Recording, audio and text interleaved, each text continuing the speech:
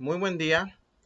El tema de hoy es sobre una explicación que de un tema muy curioso que la gente puede utilizar este término de una manera hasta graciosa, pero realmente no lo es.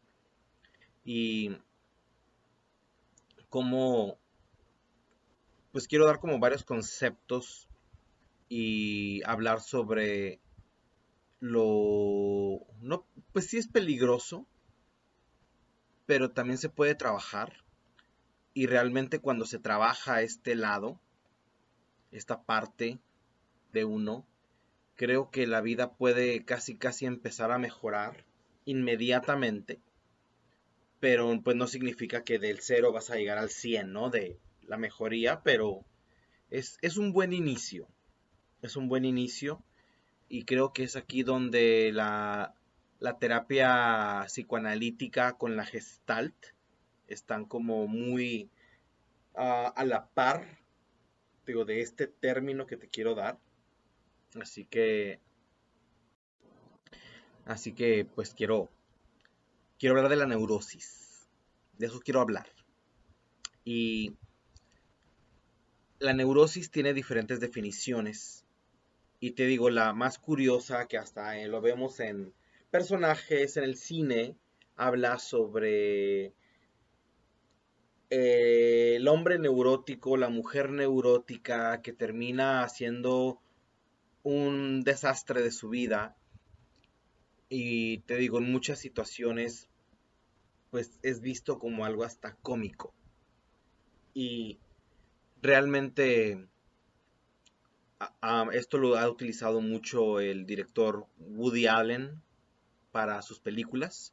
Una de mis favoritas donde él la utilizó de una manera más clínica, menos graciosa, es en una película que se llama Blue Jasmine, donde sale Kate Blanchett, que a como veo todos los personajes, ella es como la más neurótica de todos.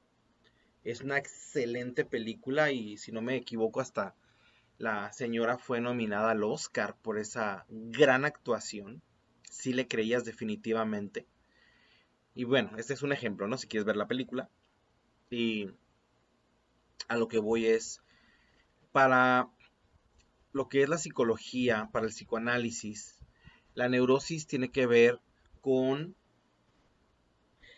cómo las emociones negativas no las sabemos, digamos, digerir en nosotros y puede sacar un lado destructivo o saboteador.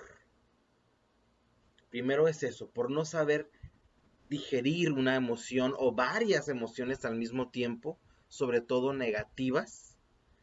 Y el segundo término, pues sí es directamente una persona que tiende a sabotear, tiende a dar un paso para enfrente y después da tres o cuatro para atrás, porque hay muchas razones, muchas razones, y una de las más grandes es que la neurosis de no creernos merecedores de una felicidad, no creernos merecedores de incluso hasta cumplir nuestras metas, y eso es muy saboteador, donde podrías tener todo el potencial y lo sabes para hacer algo diferente de tu vida, estar en otro lugar, en otro estilo emocional, material, incluso espiritual. Pero hay una parte de ti que no te lo permites. Y mucho de esto, mucho es inconsciente. Pero hay muchísimas personas también que lo hacen conscientemente. Y el tercer concepto, de los que yo más utilizo, te digo, de neurosis, tiene que ver el concepto de una persona neurótica es incapaz de tolerar la ambigüedad. Si no me equivoco, esto fue un término directo de Sigmund Freud, padre del psicoanálisis, donde él utilizaba mucho el término de neurótico, la incapacidad para tolerar la ambigüedad. ¿Qué significa? No soy capaz de tolerar dos sentimientos contrarios al mismo tiempo. ¿Y a dónde me lleva esto?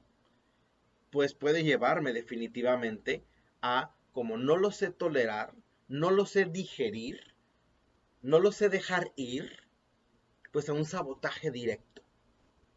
Y la Gestalt, como lo que he estudiado de la Gestalt, tiene una teoría muy interesante que Fritz Perls le llamaba pelando la cebolla.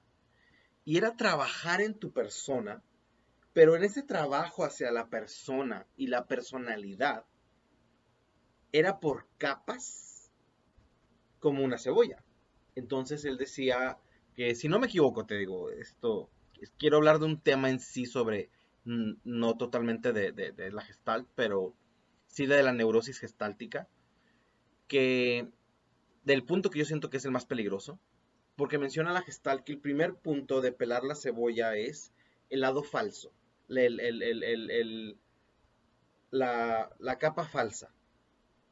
La capa falsa significa la cara que ponemos nosotros todos los días hacia afuera, cuando, digamos, no queremos que una persona nos vea completamente nosotros, si estamos vulnerables, si estamos enojados, si estamos tristes, si estamos ansiosos, si estamos deprimidos, paranoicos o cual sea. Entonces la capa falsa tiene mucho que ver con, en los americanos la llaman phony. Eres una persona phony, como una persona falsa, como que se te nota. Y una de las maneras más comunes, ¿no? Es esa persona que le preguntas, ¿cómo estás? Y la persona te dice, ¿sabes qué? Pues muy bien, gracias por preguntar. Pero no está bien. Pero la persona sabe que no está bien, pero no se va a detener a hablar de todas sus situaciones, emociones, crisis. Entonces la respuesta más común es, estoy bien, gracias, ¿tú qué tal?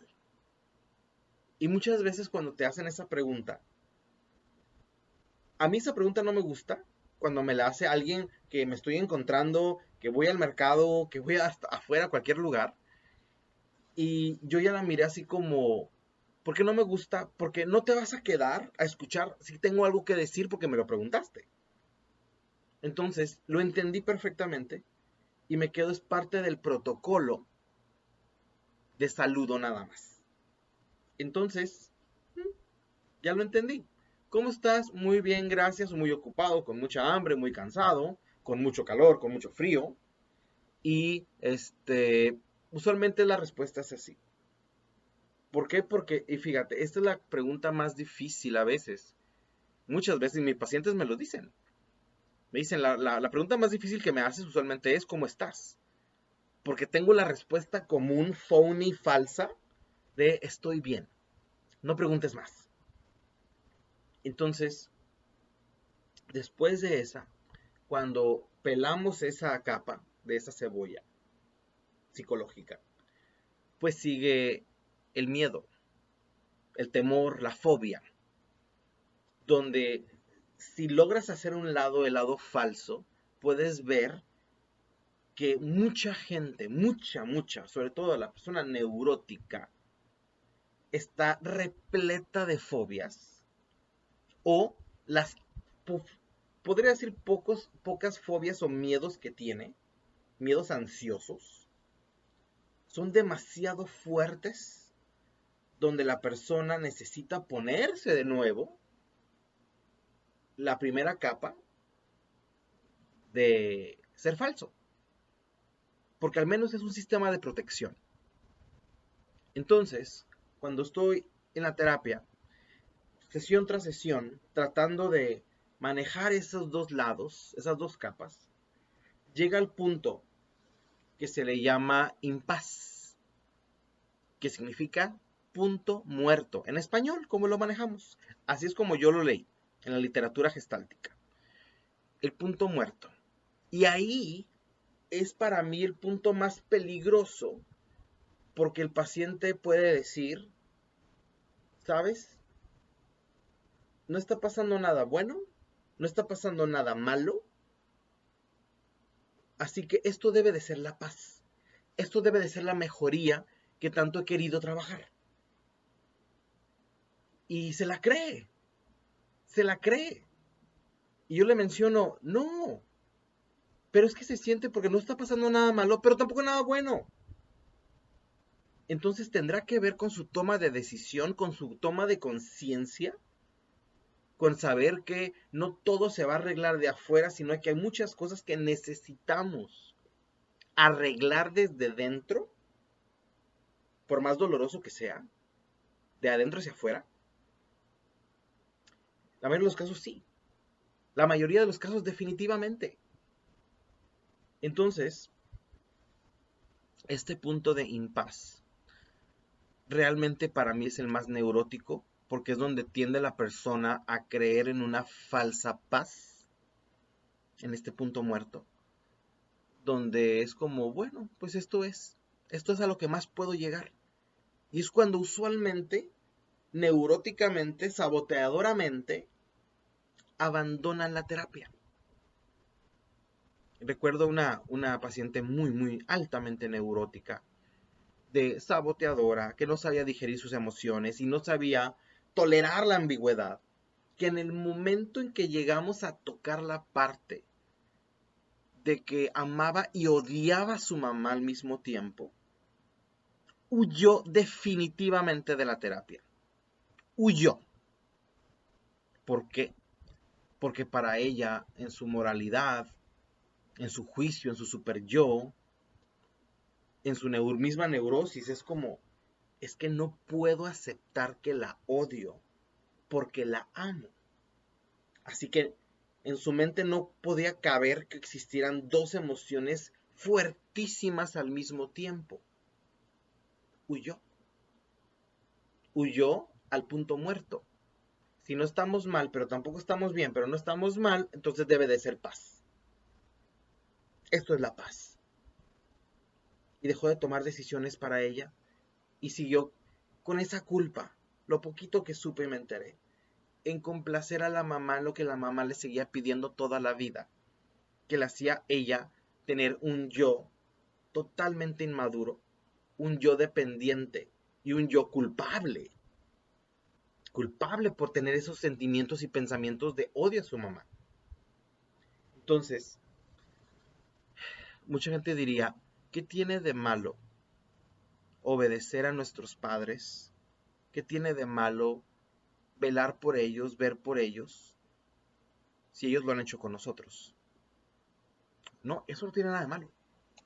Lo que tiene de malo es que cuando ya eres adulto, todo lo que haces ya no es, ya no es que ya no sea, sino todo lo que haces y la construcción que tienes de tu adultez sigue siendo, tengo que hacer caso a mis papás, no, mis decisiones no son completamente mías, mis decisiones siempre van a estar al tanto de los deseos de mis padres o las personas que considero autoridades. Entonces, pues sacrifico mi yo por el nosotros. ¿Pero qué crees? Neuróticamente hablando, eso es lo peor. Eso es lo peor. Hay mucha gente que no le gusta el término de egoísmo egoísta o egoísmo sano. Bueno, ahí lo dice al final, sano, la etiqueta de sano. De que hay algunas cosas que necesitas poner un límite y ser independiente de los demás o no darle a los demás por tu propia sanidad física, mental, espiritual, material. Y te digo, ¿qué pasa con el neurótico en este sentido? Elige el punto muerto, que es como su máximo a lo que puede llegar. Cuando la Gestalt nos dice, estamos a la mitad. Y para el psicoanálisis es como, sigue siendo un sabotaje eso. Nada más decir que no hay guerra no significa que hay paz. No significa. Pero bueno, sí, es otro tema. Pero quería darte esta explicación de lo mucho que yo trabajo.